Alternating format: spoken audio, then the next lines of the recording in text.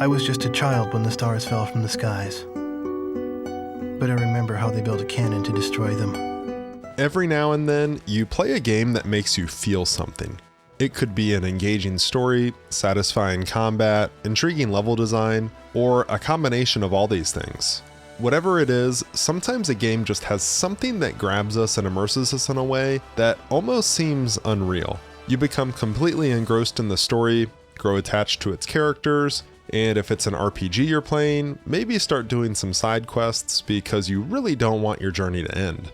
Anyone who games has experienced something like this. And let me tell you, I played through Titanfall 2 recently, and yeah, this is one of those games.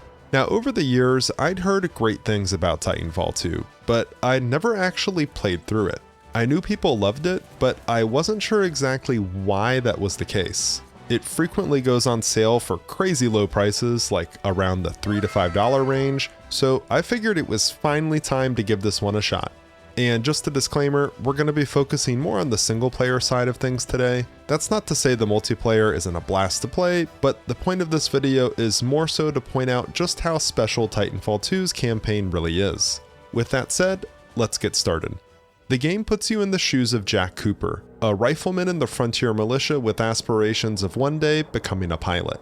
Which, pilots in this game are absolute badasses. Sort of like the Spartans of the Titanfall universe, these guys are the elite of the elite and put standard frontline soldiers to shame when it comes to combat ability. A piece of special equipment known as a jump kit allows pilots to have highly advanced mobility capabilities, allowing them to do things such as wall run, double jump, jump kick, and much more. Pilots also have tactical abilities at their disposal, such as grappling hooks and cloaks that even further enhance their capabilities. This all pales in comparison, though, to the true power that pilots are capable of harnessing. But what truly separates the pilot from all the grunts and machines of the battlefield is the bond between a pilot and a Titan.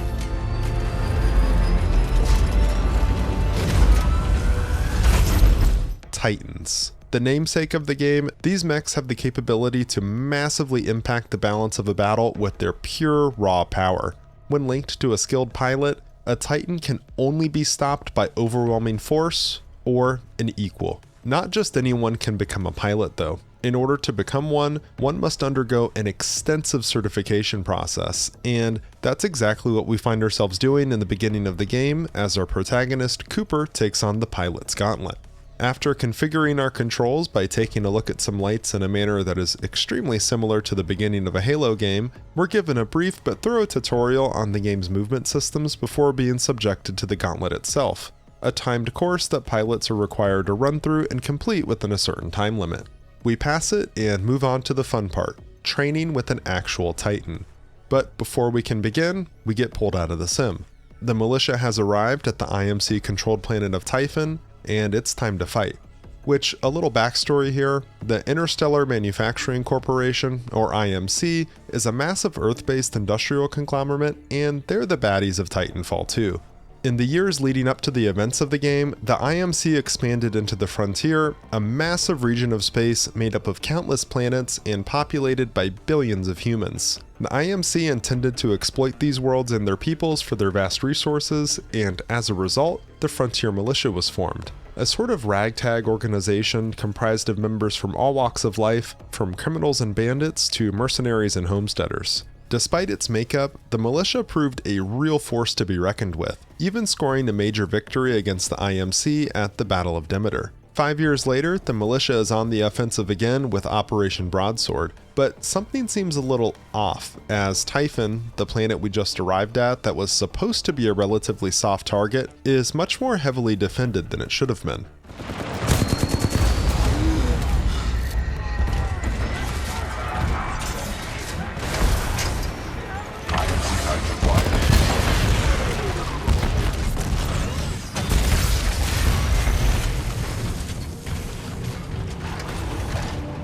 You're in bad shape. Hold on. This might knock you out, but you should be okay when you wake up. Lastimosa, hostile Titans inbound. Apex predators. Copy that, BT. Mercenaries. Stay down, Cooper.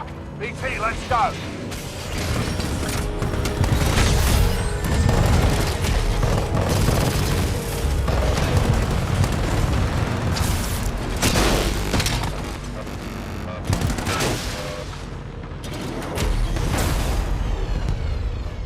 It's here that our journey really begins. In the moments before his death, Captain Lastimosa, that guy who was running us through training a little bit ago, gives us a field promotion, and we go from being a standard run-of-the-mill rifleman to pilot. Trooper, take my Titan. Use my helmet in my jump kit. This is the real thing. Take care of him.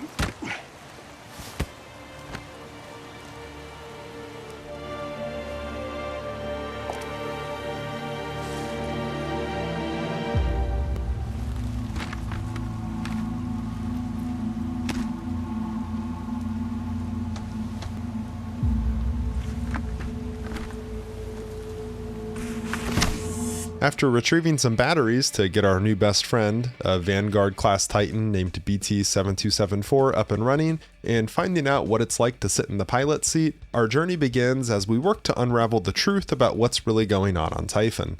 I'm not going to go into every little detail about all the plot points because I really want to make sure I don't spoil anything major, but from here, you go on an action-packed journey that'll take you roughly 5 hours to complete. Which, yeah, this campaign is a bit on the shorter side, but I wouldn't necessarily view that as a negative. The emphasis here is definitely on quality over quantity. Level design's absolutely fantastic, and thanks to the wall running and jumping mechanics, there's a definite platforming vibe that's present, but I don't want you to think that that's the only thing that makes the level design stand out. The settings, visuals, and just the concepts of the levels themselves are all really well done. Like, for instance, on one particular mission, you have to fight your way through a sort of assembly plant where various what appear to be residential-like structures are being prefabricated. Eventually, you find out the purpose of all these prefabs, and it leads to a fight inside a massive simulation dome. There are some really cool details here, like how when your stray rounds hit the screens encompassing the dome, the screen sort of shorts out for a second, and just seeing the massive scale of the whole operation, all the buildings sliding up into place and everything, it's both trippy and really impressive. Even more impressive than that though is perhaps one of the coolest levels I've played in a video game in recent years, and maybe even ever. There will be some slight spoilers here, so if you want to go into this completely blind, skip to the timestamp on screen. Alright, so in this level, you're being sent to find a militia officer named Anderson, whose signal is emanating from a facility.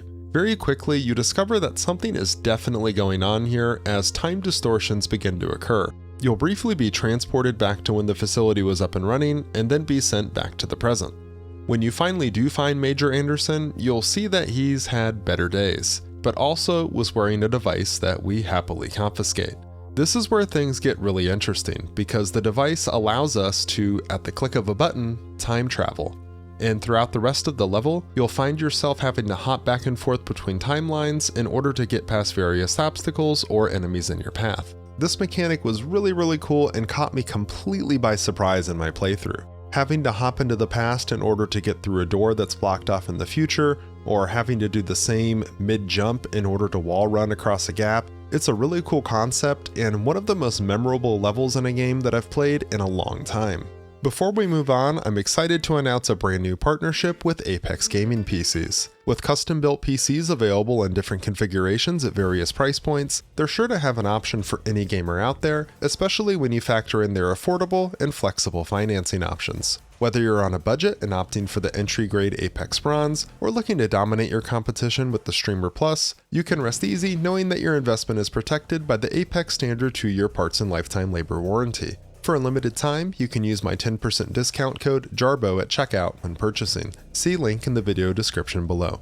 Next, I want to talk about another aspect of the game that I thought was also really well done: the relationship with you and your Titan, BT. As you play through a linear FPS like this, things can get kind of lonely when no one else is by your side, especially in parts of the game when there's no other allies around, but having a companion like BT solves this. It's another parallel that I noticed between this game and the Halo franchise. There, Cortana serves the exact same purpose, and while she may not be a giant mech that's capable of raining hell down on a battlefield, she's just as capable in other ways while also serving as a companion that never leaves your side.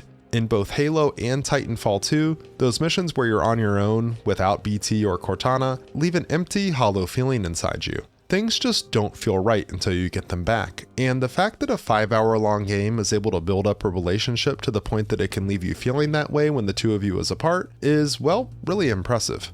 This relationship building is done by giving you constant dialogue when you're together, sometimes even via dialogue choices. Missing device.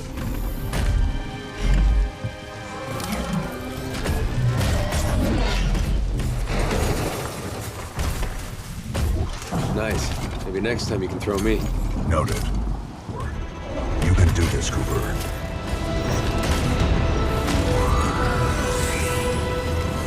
Just like before. Not exactly. There are significantly more variables to throwing between two moving platforms. Good luck. Over the course of your playtime, you'll see that BT is not just a mindless machine, but a sentient AI that has a personality of his very own. Alright, let's talk power fantasy, which I think is another thing that makes this game's campaign really shine.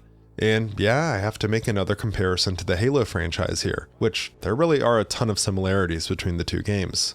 Earlier, I said that pilots are the Spartans of the Titanfall universe. Their presence on the battlefield inspires those around them, and it can really be felt as you walk past and interact with standard frontline soldiers. A pilot can boost morale, even in situations that would seem unwinnable, because everyone knows that a pilot's prowess isn't just a whispered rumor or legend, it can be witnessed firsthand. Another way the game makes you feel incredibly powerful is by showcasing the difference in power between standard enemy soldiers and you and your Titan. And that power difference is, well, insurmountable, and it really feels that way. It's incredibly satisfying to mow down enemies with the various weapons you have access to in your arsenal. Whether you're using a high caliber machine gun, rocket launcher, energy weapon, or even just crushing enemies beneath your feet, you really feel unstoppable, and it's a great feeling. I gotta say too that being inside your Titan really feels like you're inside a giant mech. They really nailed the way the visuals look from the pilot seat. It perfectly captures the feeling of, okay, I'm not actually just a mech in first person now, I'm a pilot sitting inside a mech looking through a view screen.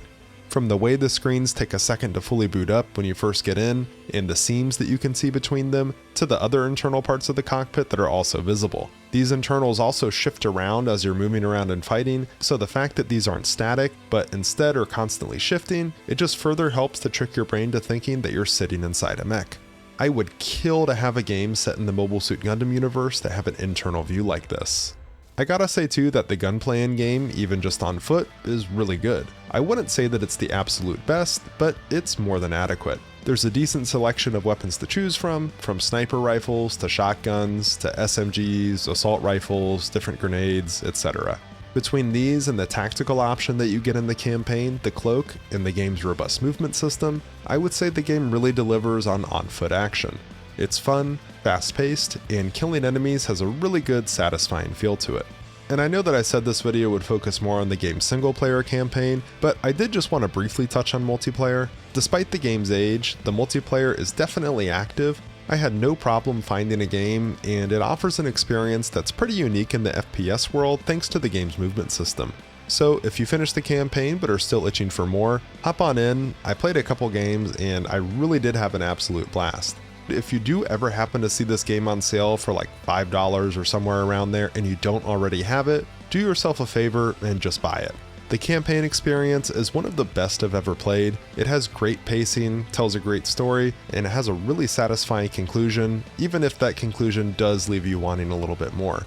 I know I've said it a bunch of times throughout the video, but it really does remind me of those first few playthroughs I had when I played through the original Halo Trilogy. Just really, really well done. I really can't recommend this game enough. Thanks for watching. Until next time. Pilot Cooper, are you ready? I'm ready. Breaching!